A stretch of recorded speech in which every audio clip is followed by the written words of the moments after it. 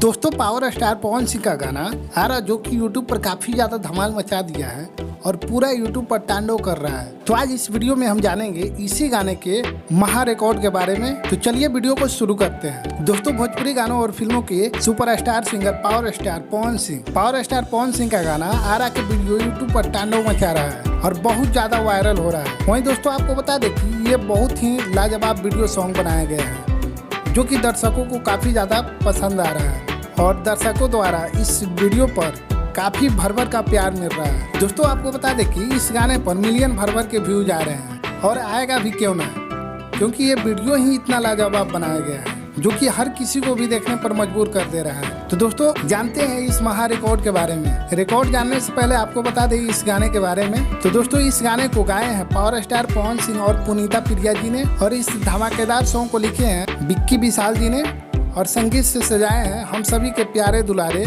प्रियांशु सिंह ने। और इस धमाकेदार सॉन्ग को आज सुबह 6 बजे मां अम्बा फिल्म्स यूट्यूब चैनल पर रिलीज किया गया था और ये सॉन्ग मात्र 4 घंटा में 1 मिलियन व्यूज क्रॉस कर चुका है जो कि विरोधी लोगों को पसीना छुड़ा दिया है। तो दोस्तों इस गाने को और भी ज्यादा शेयर करिए और दबा के लाइक करिए और इस गाने को खूब ज्यादा सुनिए ताकि विरोधियों को उसके औकात पता चल जाए। तो दोस्तों फिलहाल इस वीडियो में इतना ही और ये वीडियो पसंद आया हो और अगर आप पावर स्टार पवन सिंह के फैन हैं तो वीडियो को लाइक करके और ऐसे ही बेहतरीन वीडियो देखने के लिए आप हमारे चैनल को भी सब्सक्राइब कर सकते हैं।